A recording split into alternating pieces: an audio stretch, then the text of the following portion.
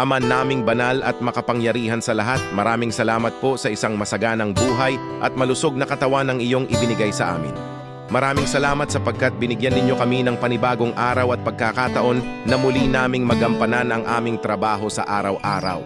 Dalangin po namin, Ama, na gabayan niyo po kami at ang aming pinagtatrabahuhan sa araw na ito. Tulungan mo po kami na maisakatuparan namin ng maayos, matagumpayan puno ng pagmamahal ang aming responsibilidad sa araw-araw. Ama, kayo po ang manguna sa aming gawain sa araw na ito. Amin pong inaalay ang aming trabaho sa iyo, Ama. Gagawin po namin ang aming trabaho nang naaayon sa iyong kalooban. Tulungan mo po kami na magawa namin aming mga gawain ng kalugod-lugod sa inyo. Maraming salamat po sa patuloy na pag-ingat nyo sa amin kasama ng aming pamilya at mga mahal sa buhay. Tunay kang dakila, Ama.